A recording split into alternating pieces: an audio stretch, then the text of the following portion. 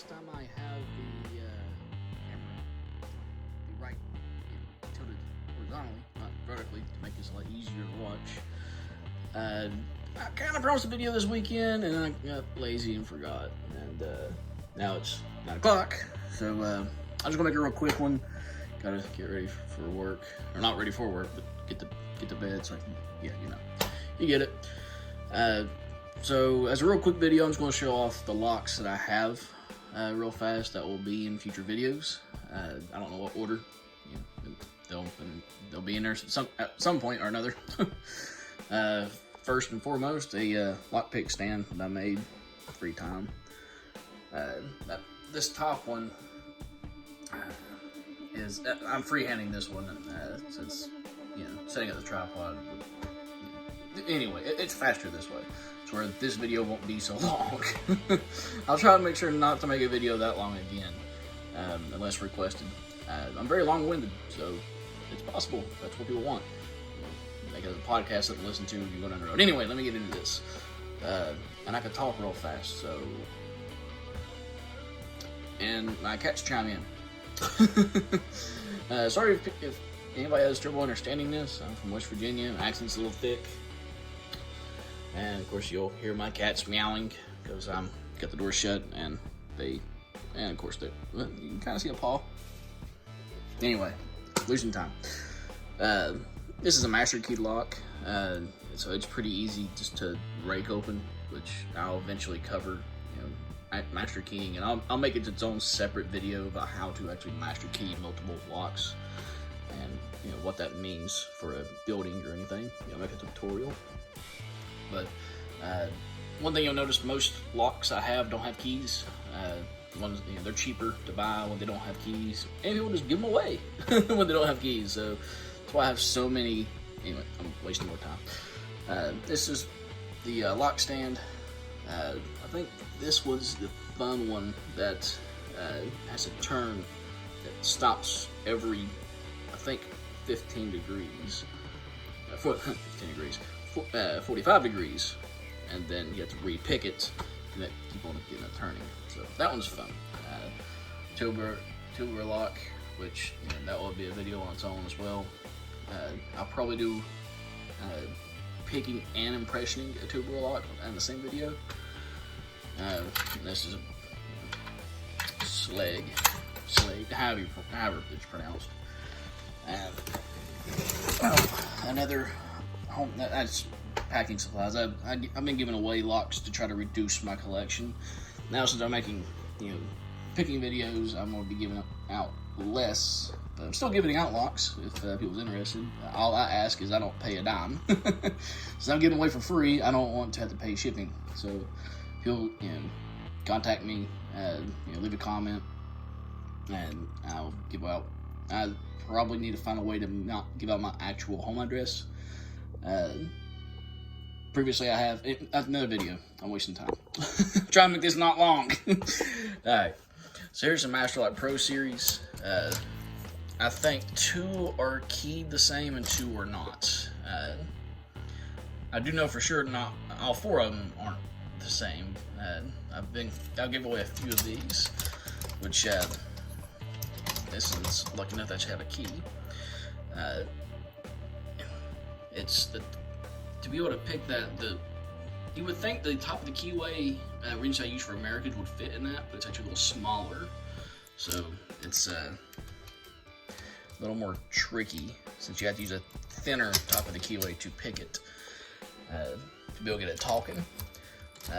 Surprisingly, this is a lock I've had some trouble out of in the past. I would not give this away. This is a Lockout Tagout lock, also known as a Lotto lock. Avis is who makes this one. And that's the, I'm assuming, the pinning code. 522. No, that's not the pinning code. Never mind. So I guess, or maybe it's their code is disguised. I don't know.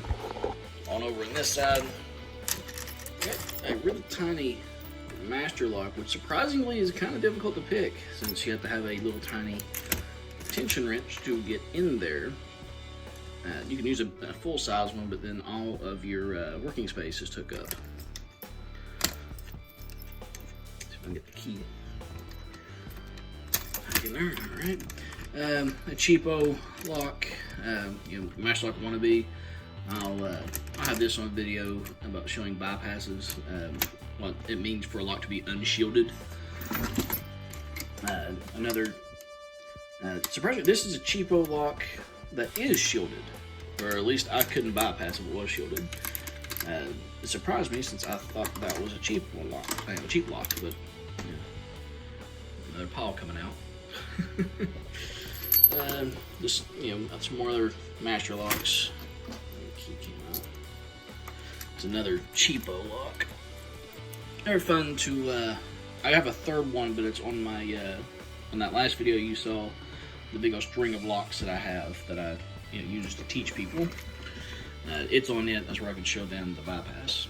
Of course, I'm sure almost every picker has seen this before. When I first built this, it didn't have all this other stuff on it. It was just a picking stand, so I can practice picking a lock, in a kind of a real world scenario that's hooked onto a gate latch.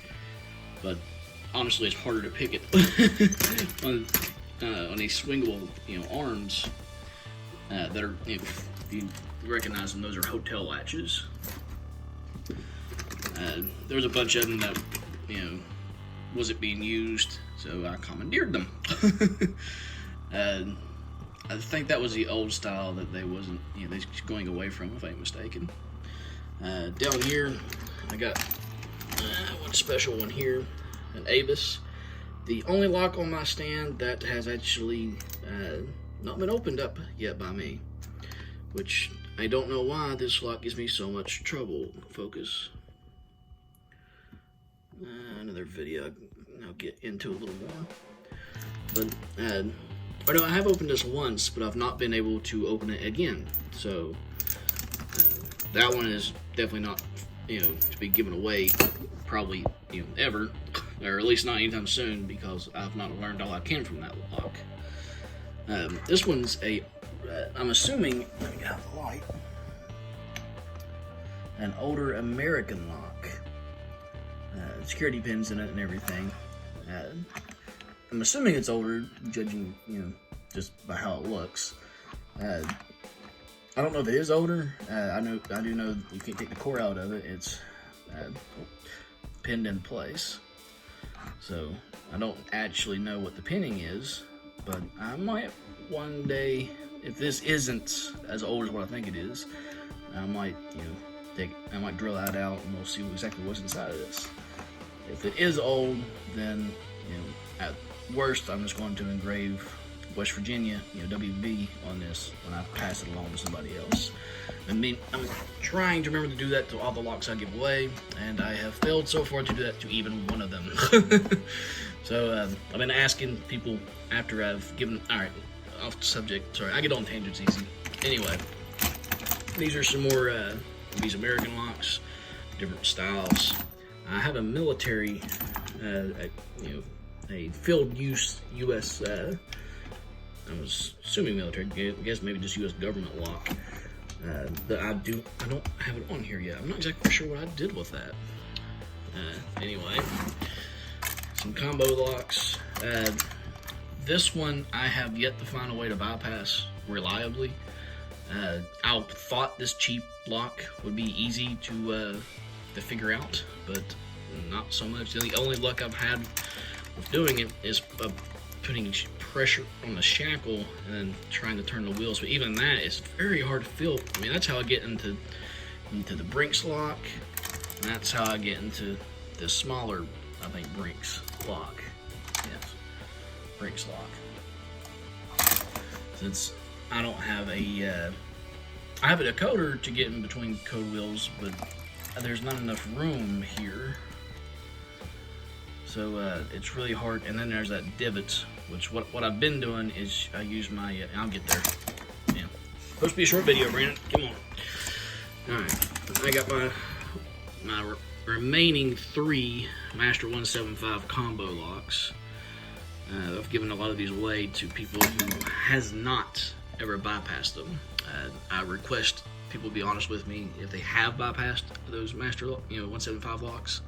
Because I want to, if I give them away, I mean, they're only $20, $30 locks, but if I give them away, I want to give them to somebody who normally wouldn't spend $30 on one of these locks, and who has not bypassed one before. And kind of, I want to give, back to this community that's been real good to me by giving these same experiences I've been given. Like these locks I did not buy; these were given to me. And I think I started out with 6, and I have 3 left. Something like that. I think I have one on that chain of locks too. Anyway, here's this big old thing of masters, 1, 2s, and 3s. My next video, I think, will be me bumping all the different master locks that are on this, excluding the Pro Series. And of course, not counting this master combination. That'll be a video in itself. And I think this is a master too. Yeah, it's a master as well. So not counting that one. So the master 1, 2, 3s is what I'm talking about. I'll bump every single one of them with this bump key to be able to show you how powerful a bump key is. And if he was interested, I will show you how to make your own bump keys so you don't have to buy one. I have professional bump keys, and I have a few that I've made myself. But that's for another video. It's 11 minutes long already. Trying to continue on. Have this herd. So this was originally an AEP lock, which West Virginia, at least, has Appalachian Electric Power, maybe. That's strange. I have a bill to them that I pay every month, and Appalachian Electric. Anyway, doesn't matter. Here's a WB lock. Get there. Another one of these Brinks master combo. The only way that I know how to open this one is using that method I was talking before, putting pressure on the shackle and feeling my way through the code wheels to see which number gives the biggest turn. That's what I know how to say it. Alright, let's keep on going through. I have more locks than just those. Big old set of keys that I have to be able to make bump keys out of, or to be able to eventually I'm gonna go through these locks that I have and try to actually make a key for them, especially if I can repin them, especially Americans. So I got a lot of American keys on this and this key pile, and I'll eventually make keys for these locks. That'll be a video as well for people interested. Just bags where I've been shipping locks out. I think I mentioned that. Another acrylic demonstration lock. I really don't like calling it a practice lock, because anybody who's picked one of these knows exactly how laughably easy they are. It's a good demonstration about how a lock works. You get to learn. That's a video on its own. Alright, trying to stay on task. Sorry. As you can tell, there is no script. That is the Sparrows progressive locks 2 through 5. I pinned them up myself with special pins. I believe these are the ones that have chest pins in them. I really like those pins. Those are fun pins. Just house lock.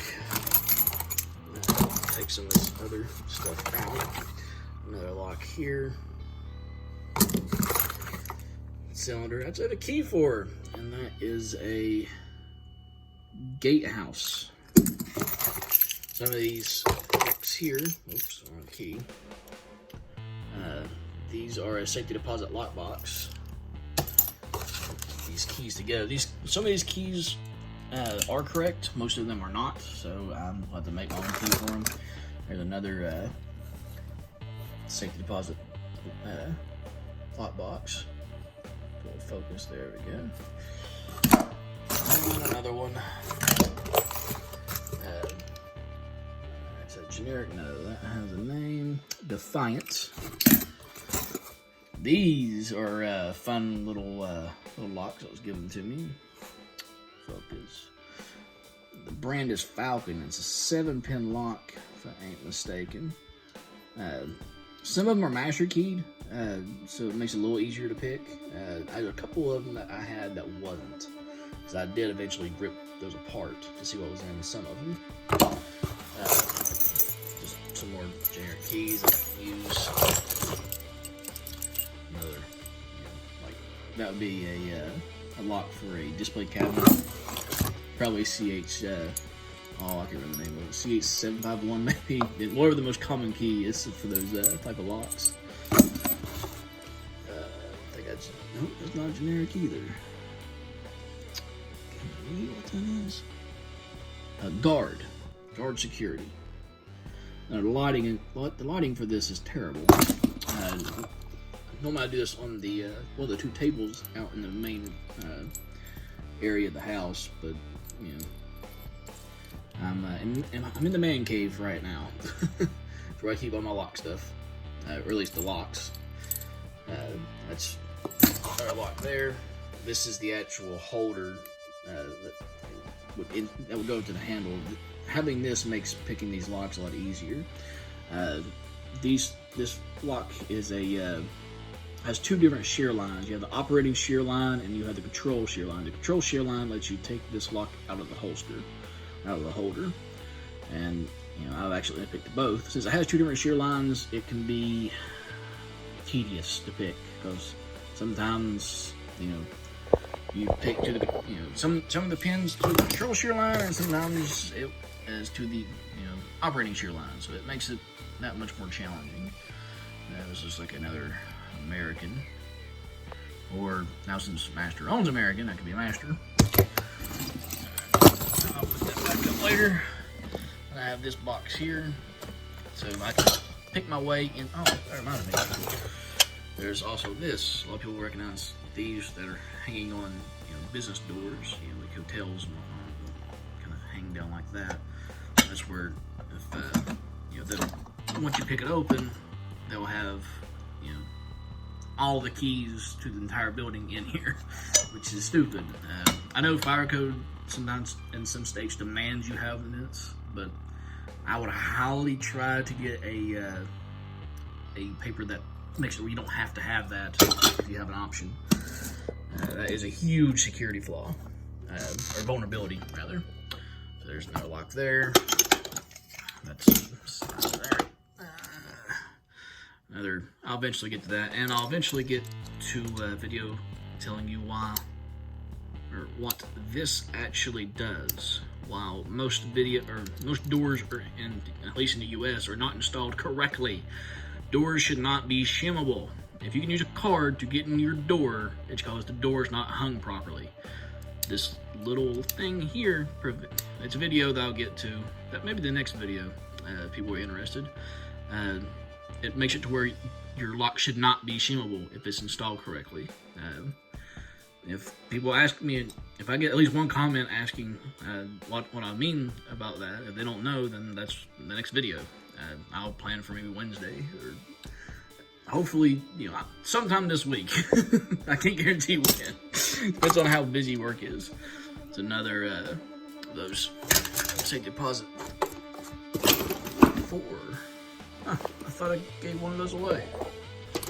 Guess I didn't. Another,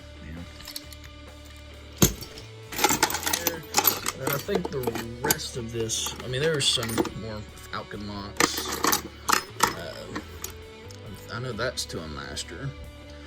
So those over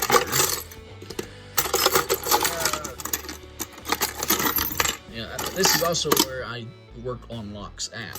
So, there's a lot of guts and stuff in here that I can go through if I need to get a lock functioning or not.